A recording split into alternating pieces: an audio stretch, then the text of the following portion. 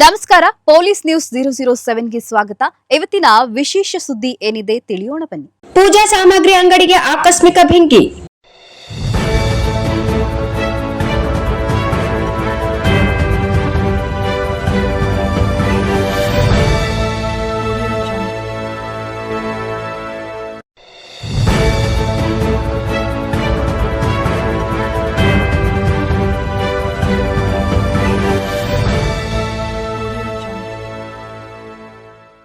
ರಾಯಚೂರು ನಗರದ ಬ್ರೇಸ್ವಾರ್ಪೇಟೆ ಬಂಕಿಕುಂಟದಲ್ಲಿರುವ ಪೂಜಾ ಸಾಮಗ್ರಿ ಅಂಗಡಿ ಆಕಸ್ಮಿಕವಾಗಿ ಶಾರ್ಟ್ ಸರ್ಕ್ಯೂಟ್ನಿಂದ ಬೆಂಕಿಗೆ ಆಹುತಿಯಾದ ಘಟನೆ ಇಂದು ಬೆಳಗ್ಗೆ 7 ಗಂಟೆಗೆ ಸಂಭವಿಸಿದೆ ಎಂದು ತಿಳಿದು ಬಂದಿದೆ.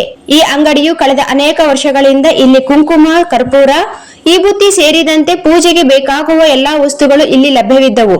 ಆದರೆ ಇಂದು ಆಕಸ್ಮಿಕವಾಗಿ ಬೆಂಕಿಗೆ ಆಹುತಿಯಾದ ಘಟನೆ ನಡೆದಿದೆ. ಈ ಬೆಂಕಿ ಹತ್ತಿದ ತಕ್ಷಣ ಅಗ್ನಿಶಾಮಕ ದಳದವರು ಆಗಮಿಸಿ ನಂದಿಸಿದರೂ ಸಹ ಸಂಪೂರ್ಣವಾಗಿ ಸುಟ್ಟು ಭಸ್ಮವಾಗಿದೆ ಎಂದು ತಿಳಿದು ಬಂದಿದೆ. ಅಂಗಡಿಯ ಸುಟ್ಟಿರುವ ವಸ್ತುವಿನ ಅಂದಾಜು ಬೆಲೆ ಇನ್ನೂ ತಿಳಿದು ಬಂದಿಲ್ಲ. ಆದರೆ ನಿಖರ ಮಾಹಿತಿ ಲಭ್ಯವಾಗಬೇಕಾಗಿದೆ. ಈ ಕುರಿತು ಸ್ಥಳಕ್ಕೆ ಪೊಲೀಸರು ಆಗಮಿಸಿ ಪರಿಶೀಲಿಸಿದ್ದಾರೆ.